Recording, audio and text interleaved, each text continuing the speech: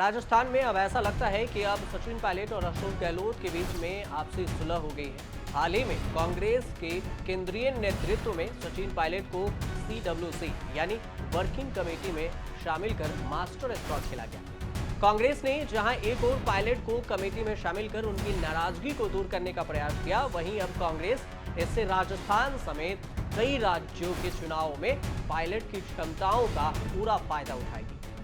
उधर कमेटी में शामिल होने के बाद सचिन पायलट भी आत्मविश्वास से लबरेज दिखाई दे रहे हैं। टोंक में 22 अगस्त को हुए कार्यकर्ता सम्मेलन में उन्होंने जो भाषण दिया उससे कार्यकर्ता और गुर्जर समाज में खूब जोश भर गया। इस दौरान सचिन पायलट ने टोंक से एक बार फिर चुनाव लड़ने के संकेत दिए हैं। इस बीच कार्यकर्ता सम्मेलन में सचिन पायलट काफी खुश नजर आए। यह कांग्रेस पार्टी के लिए अच्छा संकेत है। कांग्रेस पार्टी पायलट के इन सभी खूबियों का फायदा उठाना चाहती है जो उनके CWC कमेटी में शामिल होने के बाद कांग्रेस को मिलने वाली है।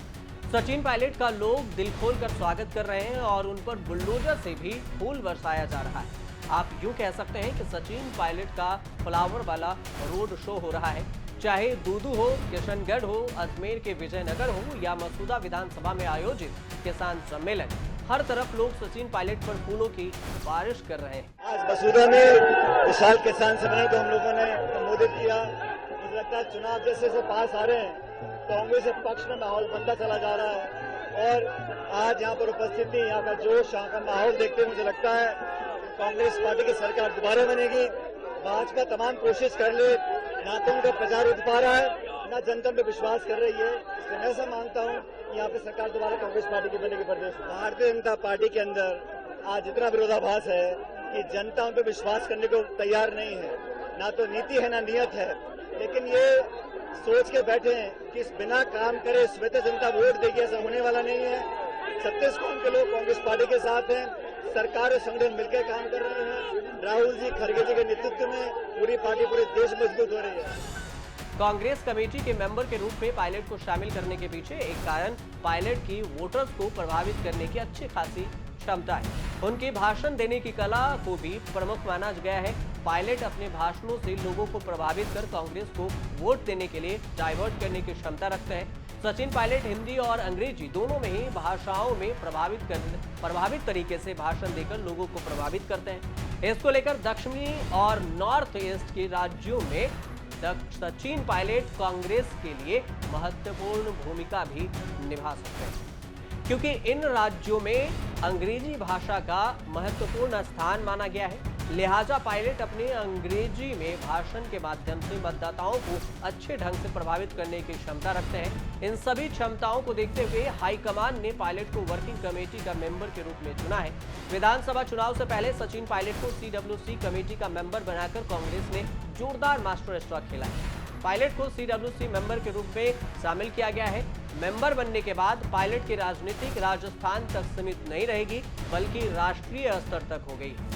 इसको लेकर कांग्रेस पायलट की क्षमताओं का लाभ उठाने राजस्थान के अलावा मध्य प्रदेश, उत्तर प्रदेश, दिल्ली, NCR, हरियाणा, जम्मू कश्मीर में भी काफी प्रशंसक हैं पायलट के और फॉलोवर हैं, उसका कांग्रेस लाभ उठाएगी।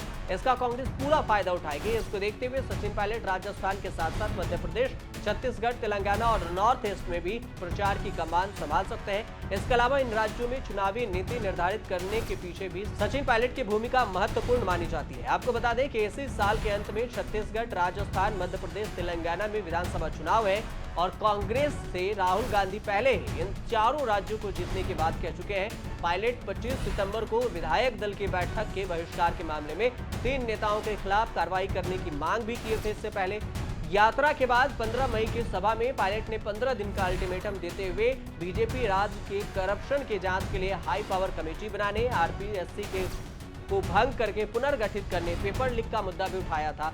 सचिन पायलट को नई और पुरानी मांगों को लेकर पूरा करने का हाईकमान से केवल आश्वासन मिला है। अभी तक कोई भी मुद्दे इसमें पूरे नहीं हुए हैं। बावजूद इसके एक बार फिर से सचिन पायलट और अशोक गहलोत आपस में मिलकर राजस्थान ही नहीं बल्कि 4 राज्यों में विधानसभा चुनाव होने हैं और इन चारों राज्यों के लिए दोनों ही नेता राजस्थान में मिलकर फिर से अपनी लड़ाई खत्म कर बाकी राज्यों की तरफ बढ़ रहे हैं। अब देखना सबसे दिलचस्प बात ये होगी कि राजस्थान से सचिन पायलट बाहर के राज्यों में भी अपना प्रभाव जमा पाते हैं या नहीं। आप देखते रहिए।